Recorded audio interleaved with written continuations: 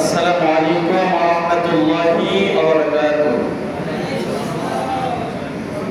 আলহামদুলিল্লাহি নাহমাদুহু ওয়া নাস্তাঈনুহু ওয়া নাস্তাগফিরুহু ওয়া নু'মিনু বিহি ওয়া নাতাওয়াক্কালু আলাইহি ওয়া না'উযু বিল্লাহি মিন শুরুরি আনফুসিনা ওয়া মিন sayyiati a'malina। من يهد الله فلا مضل له ومن يضلله فلا هادي له، ونشهد أن سيدنا ومولانا محمدا عبده ورسوله الذي أرسله بالحق بشيرا ونذيرا وداعيا إلى الله بإذنه وسراجا منيرا. فقد قال الله تعالى في كلامه المجيد والفرقان الحميد: أعوذ بالله من الشيطان الرجيم. بسم الله الرحمن الرحيم. وما أرسلناك إلا رحمة للعالمين. وقال تعالى: إن الله وملائكته يصلون على النبي يا أيها الذين آمنوا صلوا عليه وسلموا تسليما. اللهم صل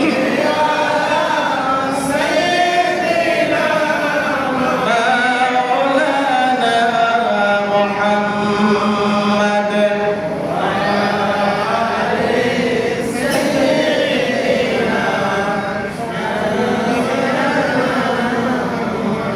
कुल मखलूकात डेके बोले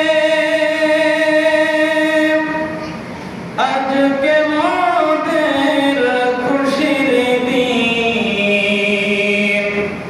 এই ভারতে তশরিফ আনলেন রহমাতুল লিল আলামিন। আল্লাহুম্মা সাল্লি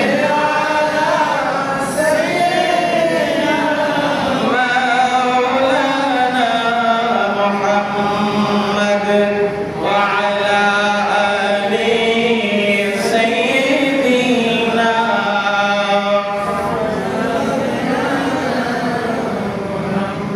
لا إله إلا الله، لا إله إلا الله، لا إله إلا الله، لا إله إلا الله। আসমানে আল্লাহ, জমিনে আল্লাহ, আসমানে আল্লাহ, জমিনে আল্লাহ, হায়াতে আল্লাহ, মাউতে আল্লাহ, লা ইলাহা ইল্লাল্লাহ, লা ইলাহা ইল্লাল্লাহ মুহাম্মাদুর রাসূলুল্লাহ। সমস্ত প্রশংসা আল্লাহ রাব্বুল আলামিনের দরবারে, যে আল্লাহ পাক রব্বুল আলামিন আমাদের হায়াতকে দীর্ঘায়িত করে আল্লাহ পাকের বড় নিয়ামত শারীরিক সুস্থতা দান করে পবিত্র ঈদে মিলাদুন নবী সাল্লাল্লাহু আলাইহি সাল্লাম উপলক্ষে মিলাদ ও ওয়াজ মাহফিলে আল্লাহ রাব্বুল আলামিন আমাকে আপনাকে আসার মতো তৌফিক দিয়েছেন। এজন্য সকলে অন্তরের অন্তঃস্থল থেকে কালিমাতুশ শুকর আদায় করে সকলে বলে আলহামদুলিল্লাহ। লক্ষ কোটি দরুদ ও সালাম মানবতার মুক্তির দূত রহমতে আলম নবীদু জাহান সাইয়্যিদুল মুরসালিন খাতামুন নবিয়্যিন জনাবে মুহাম্মদুর রাসূলুল্লাহ সাল্লাল্লাহু আলাইহি ওয়াসাল্লামের উপর। সম্মানিত হাজিরিন, আল্লাহ রাব্বুল আলামিন আমার আপনার নবী রাহমাতুল লিল আলামিনকে এই রবিউল আউয়ালের 12 তারিখ সোমবারের দিন সুবে সাদিকের সময় এই অন্ধকারের যুগে, জাহিলিয়াতের যুগে, যখন মানুষেরা সর্বপ্রকারের খারাপ কাজে লিপ্ত, ঠিক ওই মুহূর্তে আল্লাহর বাণী প্রচারের জন্য, একত্ববাদের বিশ্বাস মানুষের কাছে পৌঁছানোর জন্য, রিসালাতের বাণী পৌঁছানোর জন্য আল্লাহ রাব্বুল আলামিন আমার আপনার হাবিবকে এই পৃথিবীতে পাঠিয়েছিলেন। জোরে বলেন সুবহানাল্লাহ। আল্লাহর হাবিবের মর্যাদা এত বেশি, পৃথিবীতে এমন কোন নবী নাই, এমন কোন রাসূল নাই যেই নবী রাসূল আমার আপনার নবীর উম্মত হতে চায় না। সুবহানাল্লাহ। কিন্তু আমরা কি কোনদিন চেয়েছি? না চাইতে আল্লাহ আমাকে আপনাকে দয়া করে, মায়া করে ওই নবীর উম্মত বানিয়েছেন। জোরে বলেন সুবহানাল্লাহ। সেই নবীর মিলাদের মাহফিল, পবিত্র ঈদে মিলাদুন নবী। ঈদ শব্দের অর্থ হলো আনন্দ, মিলাদ শব্দের অর্থ জন্ম, মিলাদুন নবী শব্দের অর্থ একত্রিত আসে নবীর জন্ম, নবীর জন্মের আনন্দ। সুবহানাল্লাহ। আল্লাহর হাবিব রাহমাতুল লিল আলামিন এই পৃথিবীর বুকে যেই দিন তাশরীফ এনেছিলেন, ফেরেশতাকুল সহ আল্লাহ রাব্বুল আলামিনের যতগুলো সৃষ্টিজীব আছে, যতগুলো সৃষ্টিকুল আছে, সবাই আনন্দে আত্মহারা হয়ে গিয়েছিল। যারা বলেন সুবহানাল্লাহ। কিন্তু একজন খুশি হতে পারে নাই, ঈদ উদযাপন করতে পারে নাই। তার নাম কি বলেন তো? তার নাম হলো ইবলিস, শয়তান। মুমিনেরা আনন্দিত। আর ঈদ শব্দটা আরবি এর বাংলা অর্থ হলো আনন্দ। প্রতিটা মুমিন মুসলমান নবীর আগমনে খুশি না বেজার? খুশি। তাইলে ঈদে মিলাদুন নবী বলতে কোনো সমস্যা নাই। কিন্তু শয়তানের মন খারাপ করার কারণ কি? আল্লাহ নবী রাহমাতুল লিল আলামিন যখন এই পৃথিবীতে তাশরীফ এনেছেন, শয়তান জেনে গেছে আমারে এমন একজন মানুষের আবির্ভাব পৃথিবীতে ঘটলো, এই মানুষটার কাছে খারাপ মানুষ আসবে, অপরাধীরা আসবে, তার হাতে হাত দিয়া ইমানের কালমা পড়ে মুসলমান হয়ে যাবে, সমস্ত গুনাহ আল্লাহ মাফ করে দিবে। তাহলে আমি শয়তান, আমি তো আর মানুষদেরকে বিভ্রান্তির পথে নিয়ে জাহান্নামে নিতে পারবো না। এই জন্য শয়তানের মন বড় বেজার। কিন্তু আজকে মুসলমান নামধারী এরাও কি বলে? ঈদে মিলাদুন নবী এটা পালন করা যাবে না, এটা বিদআত। বলে বলে নাউজুবিল্লাহ। দেখেন কোরআন আল্লাহ রাব্বুল আলামিন বলেন, কুল বিফাদলিল্লাহি ওয়া বিরহমাতিহি ফাবিযালিকা ফালইফরাহু। আল্লাহ বলেন, কুল, হে নবী আপনি বলে দিন, বিফাদলিল্লাহ ওয়া বিরহমাতিহি, আপনার উম্মতেরা আমি আল্লাহর ফজল, করুণা এবং আমার রহমত পাওয়ার পরে ফালইফরাহু, তারা যেন আনন্দ প্রকাশ করে। জোরে বলেন সুবহানাল্লাহ। কার কথা?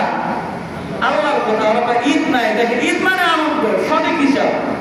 মানুষকে বিভ্রান্ত সরানোর জন্য তারা মানুষদের মধ্যে এরকম কথা বলে যে ঈদে মিলাদুন নবী বলা যাবে না। এখন বলেন তো, মুমিন বান্দারা নবীর আগমনে খুশি হয় না বেজার হয়? এই খুশির নামই তো ঈদ। আল্লাহ বলেন, নবী আপনি বলে দিন আপনার উম্মতেরা আমি আল্লাহর ফজল, করুণা এবং রহমত পাওয়ার পরে যেন তারা কি হয়? আনন্দিত হয়। ফালিয়াফরাহু, তারা যেন আনন্দ করে। এইবার আল্লাহ রাব্বুল আলামিন বলেন, ওমা আরসালনাকা ইল্লা রাহমাতাল লিল আলামিন। সুবহানাল্লাহ। আল্লাহ কয়, নবী গো আপনাকে আমি আল্লাহ পাঠিয়েছি ইল্লা রাহমাতাল লিল আলামিন, সমগ্র সৃষ্টি জগতের জন্য রহমত করে। জোরে বলেন সুবহানাল্লাহ। কতটুকু রহমত! আল্লাহ পাক সূরাতুল ফাতিহা প্রথম আয়াতে বলেন, আলহামদুলিল্লাহি রাব্বিল আলামিন।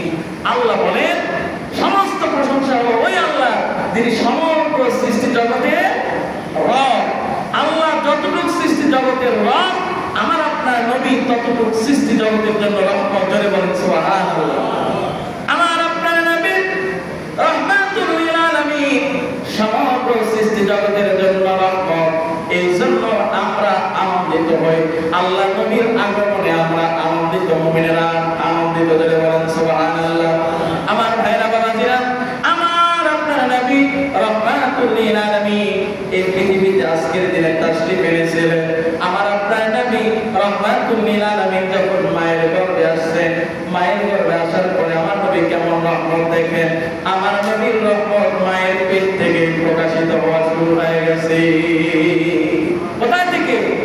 মায়ের পেট থেকে আল্লাহর নবীর রহমত প্রকাশিত হওয়া শুরু হয়ে গেছে। মা আমিনা বলেন, আমার পেটে যখন সন্তান, আমার পেটে সন্তান আসার পরে আমি বাহিরে যাইতাম, চলাফেরা করতাম। আমি লক্ষ্য করে দেখেছি, আমি যখন বাড়ির বাহিরে বের হই, আকাশের একটু গ্রামে আমার মাথায় ছায়া দিয়ে আমার সাথে সাথে চলতে থাকে। শুধু এটাই শেষ নয়, মরুভূমির পথ দিয়ে যখন আমি চলতে থাকি, মরুভূমির পথ অত্যন্ত বালু, ওই তাপমাত্রা উত্তপ্ত বালি, এই বালির মধ্যে পাথরের মধ্যে আমি যখন পা রাখি, পা রাখতে মানুষেরা স্বাভাবিকভাবে প্রখর রোদ, এমন রোদের তাপের মধ্যে যদি বালি বা পাথরের উপরে পা দেওয়া হয়, পায়ে ফসকা পড়ে যাবে কিনা, তাপ লাগবে, গরম লেগে যাবে। কিন্তু মা আমিনা বলে, আমি যখন আমার সন্তানকে পেটে নিয়ে আমি বাহির হইতাম, আমি বালির উপরে পা রাখতাম, সূর্যের তাপ অনেক বেশি, কিন্তু পা রাখা মাত্র আমি অনুভব করতে পারতাম বাড়িগুলো যেন ঠান্ডা। শুধু এটাই শেষ নয়, মা আমিনা আরো বলে, আমি যখন রওনা দিলাম, যাওয়ার পরে কূপের কাছে গেছি পানি নেওয়ার জন্য। কূপের কাছে যায় দেখি কূপের পানিটা একেবারে নিকটে এসে আসে, যদি বলেন সুবহানাল্লাহ। কিন্তু কূপের ধরনটা পানি নিচে থাকে, তাই থাকে কিনা? অনেক নিচে থাকে। যারা মুরব্বী আছেন দেখছেন, কূপের পানি অনেক নিচে থাকে, বালতির সাথে দড়ি বেঁধে দিয়া ওই নিচ থেকে কষ্ট করে পানি উঠানো লাগতো। কিন্তু মা আমিনা বলেন, আমি যখন গেলাম, যাওয়ার পরে কূপের কাছে দেখি কূপের পানিটা একেবারে মুখের কাছে চলে আসছে। মানুষেরা ডাক দেন, আমিনা রে, তুমি কূপের কাছে একটু অপেক্ষা করো, তোমার পানি বাড়িতে আর বয়ে নিয়ে যাওয়া লাগবে না, কষ্ট করে তোমার বাড়িতে নিয়ে যাওয়া লাগবে না। আমিনা রে, আমরা এই পানিগুলো নেই, তুমি থাকলে পানিগুলো কূপের মুখের কাছে থাকে, আবার তুমি যখন চলে যাও কূপের পানিটাও নিচে চলে যায়, কাজে তুমি একটু এখানে ওয়েট করো, অপেক্ষা করো, আমরা পানিগুলো উঠায় নেই, প্রয়োজনে বিনিময়ে তোমার বাড়িতে তোমার প্রয়োজনীয় পানিগুলো বয়ে দিয়ে আসবো, বলেন সুবহানাল্লাহ।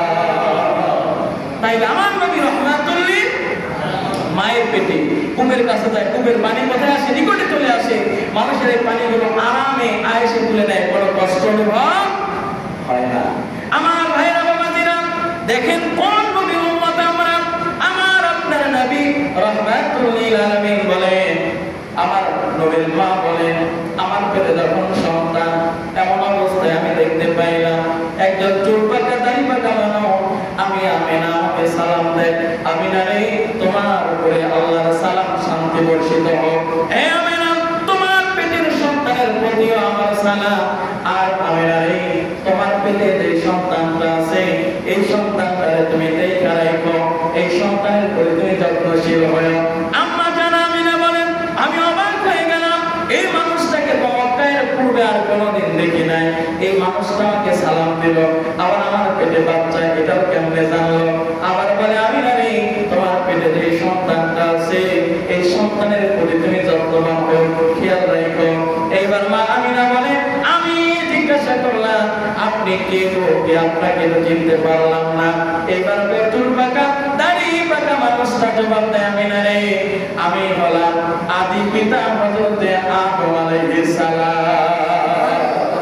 হে আমিনা, আমি আদি পিতা আদম আলাইহিস সালাম তোমার কাছে আসছি। আমিনা রে, তোমাকে সালাম দিলাম, তোমার পেটের বাচ্চাটারও সালাম দিলাম। আপনি কেমনে জানলেন আমার পেটে বাচ্চা? আমিনা রে, তোমার পেটে যে সন্তানটা আছে, এই সন্তানটা স্বাভাবিক কোন সন্তান নয়। তোমার পেটে যে সন্তানটা আছে রে, এই সন্তানটা হলো আখিরি জামানার নবী রাহমাতুল লিল আলামিন, বলেন সুবহানাল্লাহ। তোমার পেটে আখিরি জামানার তোমার পেটের সন্তানকে সালাম দিয়ে গেলাম। জোরে বলুন সুবহানাল্লাহ। এই জন্য আমার ভাইরা বাবাজিরা দেখেন, বলে মিলাদ কোরআনে নাই। কোন ব্যক্তি যদি বলে মিলাদ কোরআনে নাই, হাদিসে নাই, তাইলে কোরআন অস্বীকার করার কারণে বেঈমান হয়ে যাবে। কি হবে? বেঈমান হয়ে যাবে। মিলাদ শব্দের অর্থ হলো জন্ম। আল্লাহ নবীর জন্মের কথা কোরআনে আছে না নাই? কোরআনেও আছে, হাদিসেও আছে। তাইলে যদি কোনো ব্যক্তি মিলাদের বিরোধিতা করতে গিয়া যদি বলে ফেলে মিলাদ কোরআনেও নাই, হাদিসেও নাই, বলেন তো ঈমান চলে যাবে কিনা? কারণ মিলাদ তো আছে।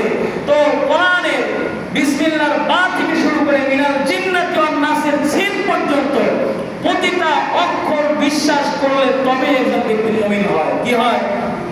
পরিপূর্ণ বিশ্বাস করলে মুমিন হয়। কিন্তু যদি কাফের হতে চায়, বেঈমান হতে চায়, তাহলে কি পুরোটা অস্বীকার করা লাগে? ভালো করে বুঝবে, পুরোটা বিশ্বাস করলে মুমিন হয়, কিন্তু একটা অক্ষর যদি অস্বীকার করে কাফের হয়ে যায়। যদি বলে নাউজুবিল্লাহ। তাইলে মিলাদ কোরআনেও আছে, হাদিসেও আছে। যদি কেউ বলে নাই, তাইলে ঈমানদার সম্ভাবনা আছে না নাই? মিলাদ আছে, এটা নিয়ে কারোর মধ্যে কোনো দ্বিধাদ্বন্দ্ব নাই। কিন্তু এক শ্রেণীর মানুষদেরকে দেখবে তারা এই কথা বলতে গিয়া এমন পর্যায়ে চলে যায়, না জানি তাদের ঈমানের হালত কি। ঠিক কিনা? খোলেন তিরমিজি শরীফ দ্বিতীয় খণ্ড 203 পৃষ্ঠায় আছে, বাবু মা জাআ ফি মিলাদিন নবী। আল্লাহ নবীর মিলাদের আলোচনা। তিরমিজি শরীফ দ্বিতীয় খণ্ড 203 পৃষ্ঠায় আল্লাহ নবীর মিলাদের আলোচনার একটা বাব আছে। ধরে বলেন সুবহানাল্লাহ। আর বলে যে নাই, তাইলে আছে নাই বললে ঈমান যায় কিনা? আমার ভাইরা বাবাজিরা, এরপরে দেখেন আল্লাহ নবী হযরতে ঈসা আলাইহিস সালাম। দেখেন আমরা কেন বলবো নবীর আগমনের দিন হলো ঈদের দিন, এটা বলতে কোনো সমস্যা নাই। তার একটা উদাহরণ দিলে ভালো বুঝবেন। আপনারা সূরা মাইদা 114 নম্বর আয়াত, হযরতে ঈসা আলাইহিস সালামের অনুসারী, তাদেরকে হাওয়ারিয়ুন বলা হতো। এরা একদিন বলল, ইয়া ঈসা ইবনে মারইয়াম, হে ঈসা আলাইহিস সালাম, হাল ইয়াস্তাতি রাব্বুকা, আপনার রব কি সক্ষম, আনজিল আলাইনা মাইদাতান মিনাস সামা, আপনার রব কি সক্ষম আসমান থেকে খাঁচা ভর্তি খাবার দিতে? কি বলছে? ঈসা আলাইহিস সালাম, আপনার রব কি সক্ষম যে আসমান থেকে খাঁচা ভর্তি প্লেট ভর্তি খাবার আমাদের দিবে? এইবার ঈসা আলাইহিস সালাম বললেন, আমার অনুসারীরা, তোমরা যদি নিজেদেরকে ঈমানদার দাবি করো, তাইলে এমন কথা বলা বন্ধ করো। ইত্তাকুল্লাহ, আল্লাহকে ভয় করো, তোমরা যদি মুমিন হয়ে থাকো। এইবার অনুসারীরা বলেন, নুরিদু আন্নাকুলা, ও ঈসা আলাইহিস সালাম, আমরা আল্লাহকে পারবে না এটা বলি নাই, কারণ আল্লাহ রাব্বুল আলামিন এমন কিছু নাই যে এটা পারে না। কি বলে? আছে না নাই? আল্লাহ পারে কিনা? আমরা পারি না, কিন্তু আল্লাহ সব কিছু পারে। আমার ভাইরা বাবাজিরা, এইবার বলে আল্লাহ পারে, এটা আমাদের বিশ্বাস আছে। কিন্তু মুরিদ আমরা চাই আন্নাকুলা তাতমাইন্না কুলুবুনা, আমরা চাই ওই খাবারগুলো আসমান থেকে খাঁচা করতে খাবারগুলো আসবে, ওই খাবারগুলো আমরা একটু খাইতে চাই। বিনিময়ে তাতমাইন্না কুলুবুনা, আমাদের অন্তরটা একটু প্রশান্তি লাভ করবে। সুবহানাল্লাহ। আমাদের কলবটা, অন্তরটা কি হবে? প্রশান্তি হবে, শান্তি পাবো। এরপরে আমরা খাইতে চাই। ও নবী ঈসা আলাইহিস সালাম, আমরা বলতেছি না আল্লাহ পারে না, আল্লাহ পারে, কিন্তু আমরা এই জন্য চাই। এইবার ঈসা আলাইহিস সালাম দোয়া করলেন, আল্লাহুম্মা, হে আমাদের রব, রব্বানা, হে আমাদের প্রতিপালক, হে আল্লাহ, আনজিল আলাইনা মাইদাতাম মিনাস সামা, আল্লাহ গো, আপনি আসমান থেকে খাঁচা ভর্তি প্লেট ভর্তি খাবার নাযিল করেন। সুবহানাল্লাহ। ঈসা আলাইহিস সালাম আরেকটা কথা বলেন, তাকুনা লানা ঈদান লিআউয়ালিনা ওয়া আখিরিনা। বলেন সুবহানাল্লাহ। ঈসা আলাইহিস সালাম বললেন, আল্লাহ আনজিল আলাইনা মাইদাতাম মিনাস সামা, আসমান থেকে আপনি যদি খাঁচা ভর্তি খাবার নাযিল করেন, তাকুনা লানা ঈদান লিআউয়ালিনা ওয়া আখিরিনা, আল্লাহ গো, তাইলে এই দিনটাকে আমরা ঈদের দিন মনে করব, আর আমাদের পরবর্তী পরবর্তীতে যারা আসবে তাদের কাছেও এই দিনটা হলো ঈদের দিন। তাইলে কোরআনে আছে না নাই? আসমান থেকে খানা আসছে, জান্নাতি খাবার। এই খাবারটা আসার দিন যদি ঈদের দিন হয়, তাইলে এই খানা বরণ আমার নবী বড়, যিনি না হলে আসমান জমিন কিছুই হতো না। সেই নবীর আগমনের দিনকে ঈদের দিন বললে যাদের সমস্যা হয়, বুঝা যায় এরা ওই ইংলিশের দলের লোক, ঠিক কিনা? আমার ভাইরা বাবাজিরা, এবার হাদিস থেকে প্রমাণ নেন। যখন কোরআনুল কারীমের একটা আয়াত নাযিল হলো, আল-ইয়াওমা আকমালতু লাকুম দীনাকুম ওয়া আতমামতু আলাইকুম নি'মাতি ওয়া রাদিতু লাকুমুল ইসলাম দীনা। এই আয়াতটা যখন নাযিল হলো, এমন সময় আব্দুল্লাহ ইবনে আব্বাসের সামনে একজন ইহুদি ছিল। কে ছিল? একজন ইহুদি ছিল। এই ইহুদিটা ডাক দিয়ে বলে, ও আল্লাহর নবীর সাহাবী আব্দুল্লাহ ইবনে আব্বাস, এত সুন্দর আয়াত আপনাদের কোরআনে আছে, এইরকম সুন্দর অর্থপূর্ণ এত সুন্দর বাক্য, এইরকম আয়াত যদি আমাদের নবী মুসা আলাইহিস সালামের উপরে যে কিতাবটা নাযিল হয়েছে তাওরাত, এই কিতাবের উপরে, এই কিতাবের মধ্যে যদি এত সুন্দর আয়াত থাকতো, আমরা এই দিনটাকে ঈদের দিন মনে করতাম। সুবহানাল্লাহ। কিসের দিন মনে করতো? ঈদের দিন। আজকে তারা বলতেছে নবীর আগমনের দিনকে ঈদের দিন বলা যাবে না। তাইলে আব্দুল্লাহ ইবনে আব্বাস যদি বলে থাকে এই ঈদ বছরে দুইটা, ঈদুল ফিতর, ঈদুল আযহা, এই ঈদ বলা যাবে না, তাইলে আমরা বলবো না। আর যদি উনি বলে থাকেন তাইলে আমাদের বলতে কোনো সমস্যা নাই। একটু লক্ষ্য করেন আব্দুল্লাহ ইবনে আব্বাস রাদিয়াল্লাহু তাআলা আনহুমা কি জবাব দিলেন? ক্বালা ওয়াল্লাহি ইন্নাহা নাযালাত আলা রাসূলিল্লাহি ফি ইয়াউমি ঈদাইন ইয়াউমি আরাফাতা ওয়া ইয়াউমিল জুমআহ। আব্দুল্লাহ ইবনে আব্বাস জবাব দিলেন, ও ইহুদিরা, শুনে রেখে দাও, এই আয়াতটা এমন একটা দিনে অবতীর্ণ হয়েছে, ইয়াউমি ঈদাইন, যে দিন ছিল দুইটা ঈদের দিন। জয় বলেন সুবহানাল্লাহ। একটা হলো ইয়াউমি আরাফাতা ওয়া ইয়াউমি জুমআহ, একটা হলো আরাফার দিন। আরাফার দিনকে আব্দুল্লাহ ইবনে আব্বাস রাদিয়াল্লাহু তাআলা আনহু ঈদের দিন বলেছেন, জুমার দিনকেও ঈদের দিন বলেছেন। তাইলে বলেন তো নবীর আগমনের দিনকে ঈদের দিন বলা যাবে কিনা? বলা যাবে কিনা? অবশ্যই বলা যায়। আমার আপনার নবীর রাহমাতুল লিল আলামিন কেমন দেখেন, আমরা যে খুশি হব না কেন হব না? আমার আপনার নবী রাহমাতুল লিল আলামিন এই পৃথিবীতে আগমন করবে। মা আমিনা বলে আমার পেটের সন্তান, মনে আছে কিনা? মা আমিনা কূপের কাছে যায়, কূপের পানি কিনারায় চলে আসে। এইবার মা আমিনা পাপ দিয়ে যখন চলাফেরা করে, এইবার মা আমিনার শরীর থেকে সুঘ্রাণ বের হয়। সুবহানাল্লাহ। সুঘ্রাণের পাওয়ারটা এত বেশি, মক্কার বড় বড় ধনীরা অবাক হয়ে যায়। কিরে, আমিনা তো স্বামী নাই, আব্দুল্লাহ তো ইন্তেকাল করছে, একদিকে বিধবা মহিলা, সুঘ্রাণ ব্যবহার করা যাবে না, অপরদিকে গরিব মানুষ, কিন্তু এত দামি সেন্ট বা পারফিউম কই থেকে পাই, কোথায় থেকে আসে? আমরা এত বড় ধনী ধনী পরিবারের লোক, আমরা তো এত দামি সেন্ট বা এই সুগন্ধি পাই না। এইবার চলে গেছে আব্দুল মুত্তালিবের কাছে, আল্লাহর নবীর দাদা আব্দুল মুত্তালিব। তার কাছে যাওয়ার পরে বলেন, ও আব্দুল মুত্তালিব, আপনার কাছে আসছে একটা অভিযোগ নিয়ে। আপনার পুত্রবধূ আব্দুল্লাহর স্ত্রী আমেনা এত দামি সুগন্ধি কোথায় পায়, কই থেকে নিয়ে দেন? আমাদের তো লজ্জায়, আমাদের কাছে লজ্জা লাগে। আপনি এই মক্কার লিডার হওয়ার পরেও আপনার বিধবা পুত্রবধূ এত সুন্দর পারফিউম কোথায় থেকে দেয়? আব্দুল মুত্তালিব এইবার লজ্জা পাইছে কিনা? এইবার বাড়িতে চলে গেছে। বাড়িতে যাওয়ার পরে স্ত্রীকে ডাক দেয়, স্ত্রী নেই, আমাদের তো মান সম্মান সব চলে গেল।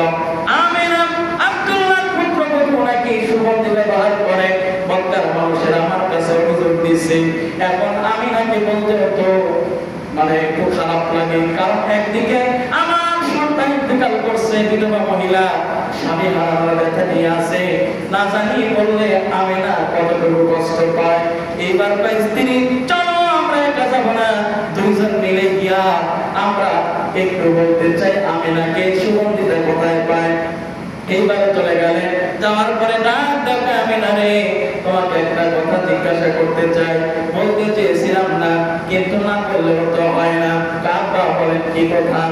আমিনা রে, তুমি এত সুগন্ধি কোথায় পাও, এত সুন্দর ঘ্রাণ কোথায় পাও? কেউ নাকি এই ঘ্রাণ কোনোদিনও পায় নাই, তোমার কাছে প্রথম। এই সুগন্ধিটা কোথায় থেকে কিনো, বাজার করো। এইবার আমিনা ডাক দিয়ে বলে, আব্বা জান, এই সুগন্ধিটা আমি কোথাও থেকে নেই না, কোন সুগন্ধি আমি ব্যবহার করি না। এইবার আব্দুল মুত্তালিব ডাক দিয়ে আমিনা রে, তাইলে মানুষেরা যে অভিযোগ দিলে এটা কি মিথ্যা? পায় না, এইটা সত্য। পায় তাইলে বলো সুগন্ধি কোথায় পাও? বলে আব্বা, এই সুগন্ধি কোথাও থেকে ক্রয় করি না, কিনি না, এই সুগন্ধিটা আমার পেটের সুগন্ধি। ধরে বলেন সুবহানাল্লাহ। আব্বা গো, এই সুগন্ধি শুধু যে আমার শরীরে এইটা নয়, আমি যে থুতু নিক্ষেপ করি, আমার পেটে যেই দিন থেকে সন্তান আসছে ওই দিন থেকে আমি থুতু নিক্ষেপ করি, আমার থুতু থেকেও মিশকা আম্বরের চাইতেও সুঘ্রাণ বাইর হয়। জোরে জোরে বলেন না সুবহানাল্লাহ। আমার শরীরে যে সুগন্ধি এটা নয়, আমি থুতু নিক্ষেপ করি, আমার থুতু থেকেও সুঘ্রাণ বাইর হয়। সুবহানাল্লাহ।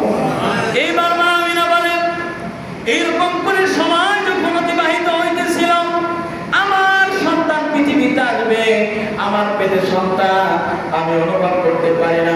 স্বাভাবিকভাবে মায়েদের পেটে সন্তান আসলে পেটটা একটু বড় হয়ে যায়, মায়েদের চলাফেরা করতে কষ্ট হয়। কিন্তু মা আমিনা বলে, আমার পেট একটা মুহূর্তের জন্য অস্বাভাবিক হয়ে যায় না। ধরে বলেন সুবহানাল্লাহ। হঠাৎ করে যখন আমার ঘরের মধ্যে একদিন অন্ধকার, এমন সময় আমি দেখতে পাইলাম আমার ঘরটা আলোকিত হয়ে গেল। আমি তাকায় দেখি 3 থেকে 4 জন মহিলা আমার ঘরের মধ্যে আগমন করেছে। আমি তাদেরকে ডেকে বললাম, কে গো কে? তোমাদেরকে তো চিনতে পারলাম না। একজন ডাক দেবে, আমি নারী, আমি একজন হলাম ঈসা নবীর মা মারিয়াম। বলে বলেন সুবহানাল্লাহ। একজন বলে, আমি না, আমি হলাম ঈসা নবীর মা মারিয়াম। আরেকজন বলে, আমি হলাম মুসা নবীর বোন। সুবহানাল্লাহ। আরেকজন বলে, আমি হলাম ফিরআউনের স্ত্রী আসিয়া। আরেকজন বলে, আমি না রে, আমি হলাম জান্নাতের হূর। আপনারা কেন আসছেন, কারণ কি জানতে চাই? এবার ডাক দেখ, আমি না রে, আমরা এসেছি অল্প কিছুক্ষণের মধ্যে আখিরি জামানার নবী রাহমাতুল লিল আলামিন এই ঘরে তাশরিফ আনবে। আমি না রে, তাকে আমরা রিসিপশন করার জন্য চলে আসছি। ধরে বলেন সুবহানাল্লাহ। মা আমিনা কাঁদতে জানি না। এবার মা আমিনা বলে, ও দুনিয়ার মানুষেরা শোনো, আমার সন্তান পৃথিবীতে আসবে, আমি অনুভব করতে পারি নাই। মুহূর্তের মধ্যে আমি তাকায় দেখি আমার সন্তান খাপনা করা অবস্থায়, পোশাক পরিহিত অবস্থায় পৃথিবীতে তাশরিফ আনছে। ধরে বলেন সুবহানাল্লাহ। আমরা যখন পৃথিবীতে আসছি অবস্থা কি ছিল? কাপড় পরা ছিল, পৃথিবীতে আসছি। তাইলে যারা বলে নবীও যা আমিও তাই, এই পাগলরা ভালো মানুষ। হ্যাঁ, আমরা চূড়ান্ত অবস্থায়। মা আমিনা বলে, আমার সন্তান পৃথিবীতে আসছে কাপড় পরিধান অবস্থায়। এইবার মা আমিনা বলে, ও দুনিয়ার মানুষেরা শোনো, এটাই শুধু শেষ নয়।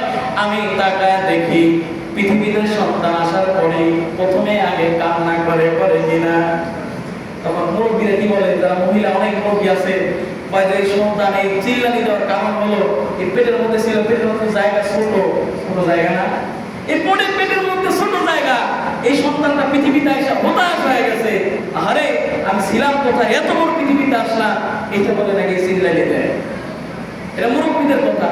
কিন্তু হাদিস বলে প্রতিটা সন্তান যখন ভূমিষ্ঠ হয়, ইবলিস শয়তান তাকে একটা চিমটি কাটে। কি কাটে? অসহসতা শুরু করে দেয়। আদম সন্তানের শত্রুকে ইবলিস। ইবলিস কি বলেছে? আল্লাহ আপনার সাথে চ্যালেঞ্জ করলাম, আপনার বান্দাদের কারণে, এই বনি আদমের কারণে আজকে আমি ইবলিস অভিশপ্ত হয়ে গেলাম। আল্লাহ আপনার সাথে চ্যালেঞ্জ করলাম, একটা আদম সন্তানকেও আপনি আপনার জান্নাতি বান্দা হিসেবে পাবেন না। কেন? আমি তাদেরকে ওয়াসওয়াসা দিয়ে কোথায় নিয়ে যাব? খারাপ কাজ করবো, খারাপ কাজ করলে তো জাহান্নামে যাবে। আল্লাহ ডাক দিয়ে কয়, এই ইবলিস শোনো, তুমি ওয়াসওয়াসা দিয়ে খারাপ পথে নিয়ে যাবা রে ইবলিস, কিন্তু শুনি না আমার ওই বান্দারা জীবনের শেষ মুহূর্তেও যদি আমি আল্লাহর কাছে নিজের জীবনের গুনাহের কথা স্মরণ করে একবার ক্ষমা চাই, আমি আল্লাহর তার বিগত জীবনের সমস্ত গুনাহ মাফ করে দেব। নবীতে আসছে এই চিল্লানি দেয় না, কেন দেয় না জানেন? আল্লাহ নবী অনেকে শয়তান চিঠি কাটতে পারে নাই, সুবহানাল্লাহ। তাই নবীর আগমন আর আমার আগমনের মধ্যে পার্থক্য আছে না নাই? আমার ভাইরা বাবাজিরা, মা আমিনা এবার বলেন, আমি লক্ষ্য করে দেখলাম স্বাভাবিক সন্তানেরা চিল্লানি দেয়, কেঁদে ওঠে, কিন্তু আমি আমিনা লক্ষ্য করে দেখি আমার সন্তান সিজদায় পড়ে গেছে। সিজদায় পড়ে গিয়া বলতেছি, ইয়া রাব্বি হাবলি মিন উম্মতি, ইয়া রাব্বি হাবলি মিন উম্মতি। জোরে বলেন সুবহানাল্লাহ। আল্লাহ আমার উম্মতের কি হবে? জোরে বলেন সুবহানাল্লাহ। এই জন্য এই মিলাদুন নবী থেকে শিক্ষা, আল্লাহ নবীর সম্মান নিয়া যদি কোনো বান্দা নবীর চুল মোবারক নিয়া আজে বাজে মন্তব্য করে, এই বান্দাটার সঙ্গে সঙ্গে বেঈমান কাফের হয়ে যাবে। আল্লাহ বলে, বান্দা নামাজ পড়ো নাই, আমার হক আমি ক্ষমা করব, কিন্তু আমার হাবিবের সাথে যদি বেয়াদবি হয়ে যায় এর কোনো ক্ষমা নাই। তাইলে এমন কোন কথা বলা যাবে না যে নবীর সম্মান খাটো হয়, আছে না নাই? নবীও যা আমিও তাই। কেমনে? নবীও বিয়ে করছে আমিও করছি, নবীও সংসার করছে আমিও করছি, নবীও খাবার খাইছে আমিও খাই, এটা বলে কিনা? বলে। এই জন্য কি মিলানো যাবে? এটা কখনো মিলানো যাবে না। আল্লাহ নবী বলে, আমি নবী ঘুমাই, আইনাইনি ইয়াতানামা লা ইয়ানামু কলবি। আমি নবী ঘুমাই, আমার নবীর চোখ ঘুমায়, কিন্তু আমি নবীর অন্তর জাগ্রত থাকে। আমরা ঘুমাইলে একটু হেলান দিয়ে ঘুমাইছে, ওযু আছে না গেছে, আর নবী বলে আমি একেবারে ঘুমের মধ্যে চলে যাই, আমার চোখ ঘুমায় কিন্তু আমার অন্তর জাগ্রত থাকে। এই জন্য নবী প্রতি ওহী নাযিল হয়েছে, ঘুমন্ত অবস্থা হয়েছে কিনা? আল্লাহ নবীর ঘুমে ওযু নষ্ট হয় না। একদিন ফজরের নামাজ রক্ত হয়ে গেল, নবীর শান বলতেছি, এই জন্য এই ঘটনাটা বললাম। আল্লাহ নবীর ফজরে রক্ত হয়ে গেছে, আল্লাহর নবী ঘুমের মধ্যে আছে। কোথায় আছে? ঘুমের মধ্যে আছে। ফজরের নামাজের সময় কম না বেশি? সামান্য সময়, কিভাবে সূর্য উঠে যাবে, নামাজে রক্ত চলে যাবে। আল্লাহ নবী মসজিদ নববীর পাশে আম্মাজান আয়েশার হুজরা শরীফের মধ্যে ঘুমায় আছে। সাহাবীরা সুন্নাত নামাজ পড়ে রেডি হয়ে আছে, নবী যে আসবে, নবীর পিছনে ইক্তিদা করে নামাজ পড়ব। সাহাবীরা তো রেডি, কিন্তু সময় হয়ে গেছে, নামাজের সময় পার হয়ে যাচ্ছে, আল্লাহ নবী আসে না। কি করে না? আর ইমাম না আসে, নামাজ হবে।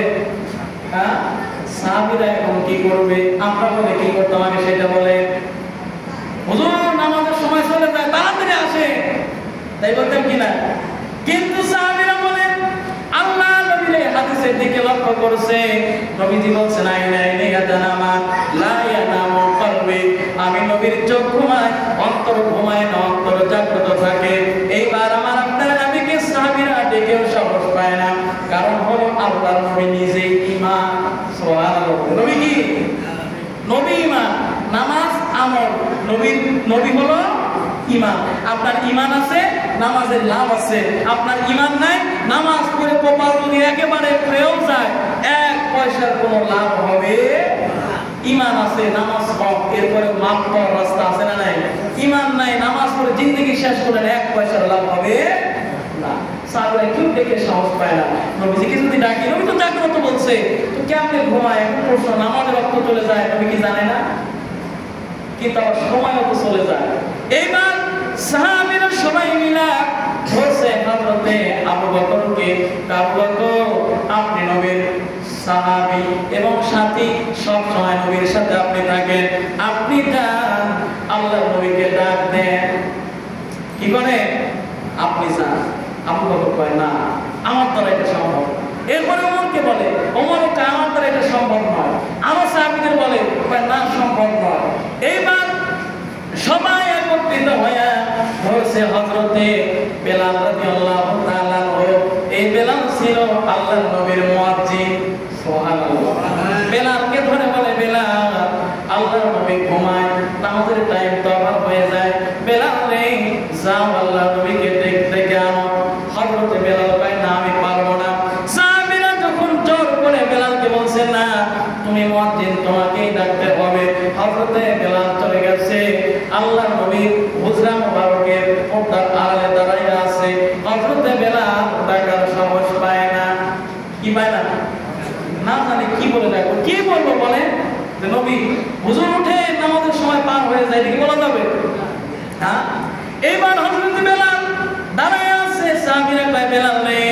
যাও যাও আল্লাহ নবীকে ডাক দাও।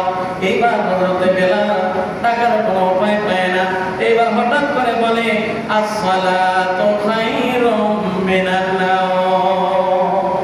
সুবহানাল্লাহ। এই কথাটা হলো আসসালাতু খায়রুম মিনান নাওম, ঘুম হইতে নামাজ উত্তম। মুয়াজ্জিন সাহেব প্রতিদিন ফজরের নামাজের পরে হাইয়া আলাল ফালাহ পড়ে দুইবার আসসালাতু খায়রুম মিনান নাওম বলে কিনা? এইটা বলার পরে আমাদের ঘুম আরো বাড়ে না কমে? কানে যখন পড়ে তখন মনে হয় সকাল তো হয়ে যাচ্ছে, তো একটু আরেকটু ঘুমাই। শীতের রাত হয় আরো আতশাত হয়, কাঁথা কম্বল বা লেপ এগুলো আরো বেশি করে মরণ দিয়া আরো বেশি ঘুমে চলে যায়, তাই কিনা? কিন্তু হযরত বেলাল আসসালাতু খায়রুম মিনান নাওম বলছে। আল্লাহর নবী বিছানা থেকে উঠলেন, ওঠার পরে মসজিদে নববীতে আসলেন, আসার পরে ফজরের নামাজের ইমামতি করলেন, করার পরে বেলালকে ডাক ডাক বেলাল রে, এই বাক্যটা তুমি কোথায় পাইলা? এই বাক্যটা কই পাইছো? এর আগে তো কোনোদিন বলো নাই। বেলালের তো ভয় করে গেছে, হুজুর ক্ষমা চাই, আমি নিজের ইচ্ছায় বলি নাই, আমি ডাকতেও চাই নাই। সাহাবীরা, আপনার বিশিষ্ট সাহাবীরা আমাদের জোর করে পাঠিয়ে দিয়েছে, তো কি বলবো ভাবতেছিলাম, কি বলে আপনাকে ডাকবো। এমন যে আমার মনে পড়লো এই বাক্যটা বলি, হুজুর এটা আমি নিজের ইচ্ছায় বলি নাই। আল্লাহ নবী বললেন, ও বেলাল, নিজের ইচ্ছায় তুমি বলো নাই, কিন্তু বেলাল রে, আমি নবী আজ থেকে ঘোষণা করে দিলাম আসসালাতু খায়রুম মিনান নাওম। এই বাক্যটা শুনে আমি নবী খুশি হয়ে গেছি। আজ থেকে পৃথিবী যতদিন থাকবে কিয়ামত পর্যন্ত মুয়াজ্জিনেরা ফজরের নামাজের পরে, ফজরের আযানের শেষ দিকে হাইয়া আলাল ফালাহর পরে আসসালাতু খায়রুম মিনান নাওম দুইবার বলা বাধ্যতামূলক করে দিলাম। নবীর সাথে কি তুলনা করা যায়? আমার নবী হলো কাবা। কি বলে? হযরত বেলাল রাদিয়াল্লাহু তাআলা আনহু আপনার আযান দিতেন কাবার দিকে হয়া। কোন দিকে হয়া? কাবার দিকে হয়ে আযান দেই, নামাজ পড়ে ওই দিকে হয়া। কি বলে? এইবার একদিন হযরত বেলাল রাদিয়াল্লাহু তাআলা আনহুকে আল্লাহ নবী রাহমাতুল লিল আলামিন কাবার উপরে উঠায়া দিয়েছে। সুবহানাল্লাহ। কোথায় উঠছে? কাবার উপরে উঠায়া দিয়েছে। হযরত বেলাল রাদিয়াল্লাহু তাআলা আনহু কাবার উপরে উঠে একবার পূর্ব দিকে হয়, একবার পশ্চিম দিকে হয়, একবার উত্তর দিকে হয়, আর একবার দক্ষিণ দিকে হয়। এইরকম করে আল্লাহ নবী কয় বেলাল আযান দাও। বেলাল কয় হুজুর এতদিন হলো একটা বাড়ির ছাদের উপরে দাঁড়াইতাম, কাবার দিকে হয়ে আযান দিতাম, হুজুর গো এখন কোন দিকে হয়ে আযান দেব? আজকে তো আমি নিজে কাবার উপরে, কাবা আমার নিচে। আল্লাহ নবী কয় বেলাল, আমি নবী যেই দিকে আসি, আমি নবীর দিকে হয় তুমি আযান দাও। সুবহানাল্লাহ। কোন নবীর উম্মত? একটু কল্পনা করে, আমরা আজকে আমাদের ঐতিহ্য ভুলে গেছি, আমাদের অস্তিত্ব ভুলে গেছি। আমরা কোন নবীর উম্মত এটা ভুলে যাওয়ার কারণে আমরা পৃথিবীতে আজকে সবচাইতে অবহেলিত, নির্যাতিত জাতিতে পরিণত হয়েছি। কি বলে? আমরা অস্তিত্ব ভুলে গেছি। আল্লাহ আমাদের পাঠিয়েছেন কুনতুম খায়রা উম্মাতিন উখরিজাত লিন-নাসি তা'মুরুনা বিল মা'রুফি ওয়া তানহাউনা 'আনিল মুনকার। আল্লাহ কয় কুনতুম খায়রা উম্মাহ, হে মুহাম্মদ সাল্লাল্লাহু আলাইহি ওয়াসাল্লামের উম্মত, তোমরাই হলো পৃথিবীর মধ্যে কি জাতি? শ্রেষ্ঠ জাতি। জোরে বলো সুবহানাল্লাহ। কিন্তু আমাদের সেই শ্রেষ্ঠতা আছে নাই।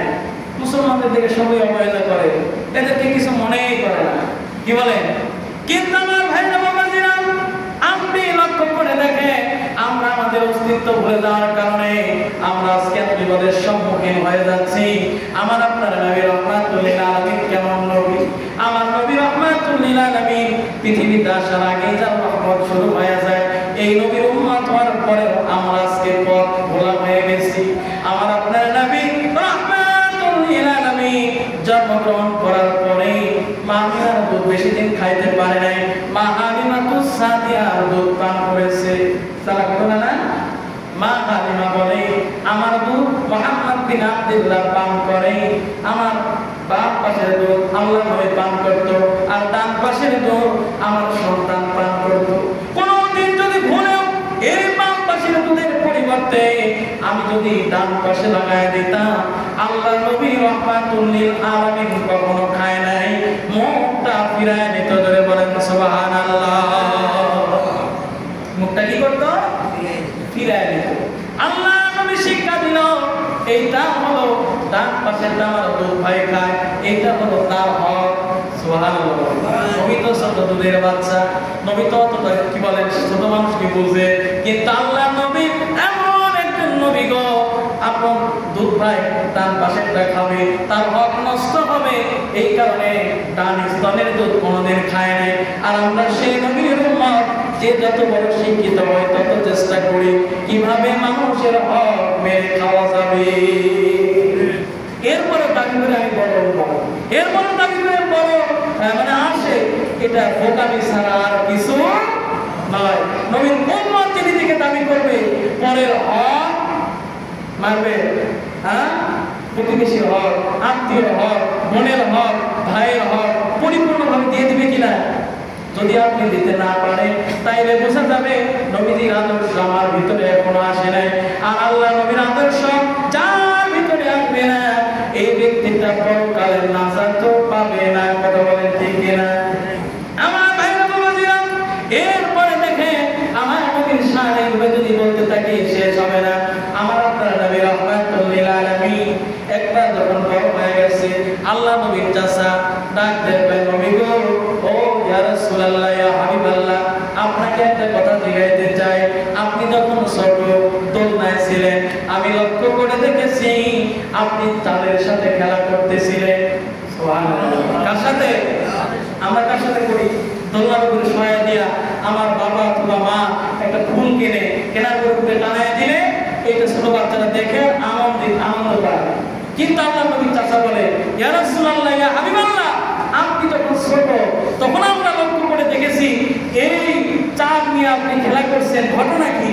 আল্লাহ নবী রাহমাতুল লিল আলামিন জবাব দেয়, চাচা, আমার বাবা ছিল না, আমার বাবা আমার জন্মের পূর্বে ইন্তেকাল করছে, আমার মায়ের তেমন টাকাও ছিল না আমার জন্য খেলনা আনবে। এই দিনে আমার ওই মুহূর্তে আল্লাহ রাব্বুল আলামিন আকাশের চন্দ্রটাকে আমার জন্য খেলনা বানায় দিয়েছে। যদি বলো সুবহানাল্লাহ। আমার ভাইরা বাবাজিরা, এই নবী হলো আমাদের নবী, সেই নবীর মিলাদ মাহফিল আজকে দেখেন এই কুইগাড়ি গ্রামের মানুষেরা কত সুন্দর করে সহযোগিতা করছে। কি বলে? এত সুন্দরভাবে টাকা দিছে। আমি আমার অভিজ্ঞতা থেকে বলতেছি, আমার জীবনে আমি দেখি নাই যে মানুষ এত নবীর মহব্বত হয় মানুষের। সুবহানাল্লাহ। কারণ চাইতে দেরি টাকা দিতে, মাহফিল যে শেষ হয়ে যাচ্ছে, এরপরেও মানুষের চাকরি থেকে দিচ্ছে। সুবহানাল্লাহ। এত পাগল কেন হইল বলে? আল্লাহ নবীর মিলাদের মাহফিল। এমন জায়গা আছে বড় বড় মাহফিলেও এরকম আদায় তারা করতে পারে না, কিন্তু আপনারা দিচ্ছেন কার মহব্বতে? নবীর মহব্বতে। এটার লাভ আছে না নাই? আমার ভাইরা বাবাজিরা, যারা বলে মিলাদুন নবী, এটা পালন করে কোনো লাভ নাই, এটা বিদআত, বলে কিনা? আপনি তাকায় দেখেন, আল্লাহ নবীর চাচা নাম হলো আবু লাহাব, নাম শুনছেন কিনা? এ মুসলমান না কাফের? কাফের।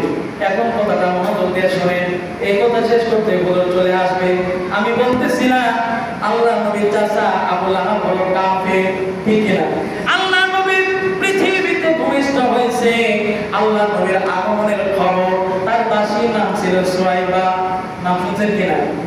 গিয়া বলছে, মালিক, ও মালিক আবু লাহাব, আপনার এতিম ভাতিজা আব্দুল্লাহ তার ভাই তো ইন্তেকাল করছে, আপনার ভাই আব্দুল্লাহ তার ঘরে একটা এতিম সন্তান জন্ম নিছে, এত সুন্দর, আপনি গিয়ে একটু দেখেন।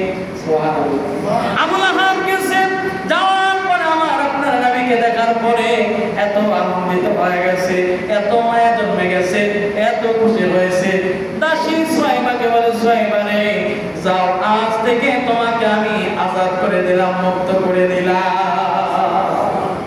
আবু লাহাব ইন্তেকাল করছে, ঈমান কিন্তু আনে নাই, বেঈমান।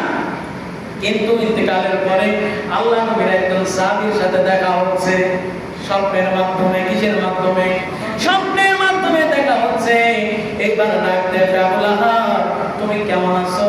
কবরে তোমার কেমনে দিন যায়, কেমনে সময় কাটে? আবু লাহাব ডাক দেয় যে আমি দুনিয়াতে মুহাম্মদ বিন আব্দুল্লাহর প্রতি ঈমান আনি নাই, বড় ভুল করছি, কিন্তু এই ভুলের আর সমাধান এখন নাই। কিন্তু একটা কথা বলতে চাই, আমি আবু লাহাব আমার এই ভাতিজারা অনেক খুশি হয়, আমি আমার ডান হাতের শাহাদাত আঙ্গুলি দিয়া আমি যে দাসীটা আজাদ করে দিয়েছিলাম, মুক্ত করে দিয়েছিলাম, এই মুক্ত করে দেওয়ার কারণে আমার আল্লাহ আমার প্রতি খুশি হয়, সোমবারের দিন আমার আযাবটা একটু হালকা করে দেয়। সুবহানাল্লাহ। আর এই শাহাদাত আঙ্গুলি দিয়া নবীর মিলাদে খুশি হয়, আমি যে দাসীটা আজাদ করেছিলাম, আমার এই শাহাদাত আঙ্গুলি দ্বারা আমার দাসীকে আজাদ করার কারণে সোমবারের দিন একটু পানি জাতীয় খাবার আল্লাহ আমার মুখের মধ্যে দেয়, এই পানি আঙ্গুলের পানি আসে, এইটা খাওয়ার পরে আমি সপ্তাহের একদিন একটু শান্তি অনুভব করি। জোরে বলেন সুবহানাল্লাহ। একজন কাফের হওয়ার পরেও এই দাসীকে আযাব করার কারণে যদি কবরের আযাব হালকা হয়, তাইলে বলেন তো আমরা মুমিন মুসলমান, আমরা যদি নবীর মিলাদে খুশি হয়, ইবাদত করে বন্দেগী করে এরকম মিলাদের আয়োজন করি, তাহলে এটা আলামতে বোঝা যায় আবু লাহাব কাফের হওয়ার পরেও যদি কবরের আযাব হালকা হয়, আঙ্গুল দ্বারা একটু পানিকে আনন্দিত হয়, তৃপ্তি লাভ করে, তাইলে মুমিন মুসলমান এদের জন্য নাজাতের ব্যবস্থা আছে না না? আছে কিনা? কারণ কবরে যাওয়ার পরে আপনার প্রশ্ন হবে কয়টা? মান রব্বুকা ওমা দীনুকা ওমান নাবিয়ুকা ওয়া মান হাদার রাজুল, তোমার রবকে, তোমার দিনকে, তোমার দিনকে এবং তোমার এই ব্যক্তিটাকে। মান হাদার রাজুল, কাকে দেখানো হবে? আল্লাহ নবীকে দেখানো হবে। আমার আপনার নবী রাহমাতুল লিল আলামিন, ওনাকে দেখানো হবে। যারা নবীর আশিক হবে, প্রকৃত মুহাব্বতের উম্মত হবে, বলেন তো ওই দিন ওরা আমার আপনার নবীকে চিনতে পারবে কিনা? চিনতে পারবে কিনা? হাদা রাসূলুল্লাহ সাল্লাল্লাহু আলাইহি ওয়াসাল্লাম, এই কথা বলতে দেরি জান্নাতের নিয়ামত কবরে চালু হয়ে যাবে। ধরে বলেন সুবহানাল্লাহ। আর যারা দুশমনের রাসূল, আল্লাহ নবীর আনুগত্য করে নাই, নবীর সাথে বিরুদ্ধাচরণ করে গেছে, নবীর সম্মান নিয়ে তাহাসা করেছে, এরা বলবে হায় হাত আল্লাহ আদরি, এইটাকে তাকে তো আমি চিনলাম না, চিনতে পারলাম না, বলেন তো তার কবরে কি শুরু হয়ে যাবে? আল্লাহ বলবে ফেরেশতারা আর দেরি করিস না, এর কবরের মধ্যে জাহান্নামের আগুন জ্বালাইয়া দে। কে বলবে? আল্লাহ বলবে। এই জন্য নবীর সাথে সম্পর্ক ভালো করার দরকার আছে না নাই? আপনারা এত টাকা দিয়া, এত অর্থ দিয়া, শ্রম দিয়া এত সুন্দর আয়োজন করেছেন, বলেন তো আল্লাহর নবী খুশি হয়েছে কিনা? ইমামদের কি হবে? এই তো নসিহত হচ্ছে, কোরআন হাদিসের কথা হবে, এরপর মিলাদ কিয়াম হবে, ফাতিহা শরীফ হবে, মোনাজাত হবে, এরপর তাবারক দেওয়া হবে। বলেন তো এর মধ্যে একটাও কি অনিসলামিক কোনো কাজ আছে? হারাম কোনো কাজ আছে? তাহলে বিদআত বলার কারণ কি? হ্যাঁ, বিদআত বলা যাইতো যদি এরকম আয়োজন করে গান বাজনা করতাম, ঢোল তবলা বাজাইতাম, নাচ গান করতাম, এটা হারাম ছিল। কি বলে? কোরআনের মাহফিল সবকিছু হালাল কাজ হবে, ইবাদতের কাজ হবে। ওয়াজ শুনতেছেন, সব আছে না নাই? হ্যাঁ, মিলাদ কিয়াম করবো, দরুদ করবো, সব আছে না নাই? মোনাজাত করবো, গুনাহ মাফ আছে না নাই? তাইলে সব কোরআন হাদিস সম্মত আমল, তো এখানে বিদআত কোথায় পেল? আমার ভাইরা বাবাজিরা, আন-নিমাতুল কুবরা আলাল আলাম কিতাবের মধ্যে আছে, হযরত সিদ্দিক আকবর আবু বকর সিদ্দিক রাদিয়াল্লাহু তাআলা বলেছেন, মান আনফাকা দিনারান ওয়ালা দিরহামান আলা কিরাতি মাওলুদুন নবী সাল্লাল্লাহু আলাইহি ওয়াসাল্লাম কানা রাফিকি ফিল জান্নাত। বলেন সুবহানাল্লাহ। হযরত আবু বকর বলেন, যে ব্যক্তি আমার নবীর মিলাদে খুশি হয়, দিনার ওয়ালা দিরহামান, একটা দিনার একটা দিরহাম ব্যয় করবে, কানা রাফিকি ফিল জান্নাত, ওই ব্যক্তিটা আমি আবু বকর আমার জান্নাতের সাথে হবে। ধরে বলেন সুবহানাল্লাহ। আর আবু বকর আল্লাহর নবীর জান্নাতের সাথী। তাই স্থান ভালো জায়গা না খারাপ জায়গা? আর কোনো কোনো থেকে বিরোধিতা করবে, এটা করা যাবে না। এরকম বলছে যে কই গেলে লিপ্তি দিতে যাচ্ছে, বলে কিনা লিপ্তি দিয়ে মিলাদ বাতিল করা লাগে। আরে এটা কোনো নেতা নেত্রী বা কোনো দুনিয়া পাওয়ার জন্য এটা করতেছে না। কি বলে? তাহলে কি বিনা স্বার্থে হাজার হাজার টাকা ব্যয় করতো? একান্তই আল্লাহ নবীর মহাব্বত এই মানুষগুলোর মধ্যে আছে বিদায় বাতিল করতে পারছে। কি বলে? আকাশ হতে চাঁদ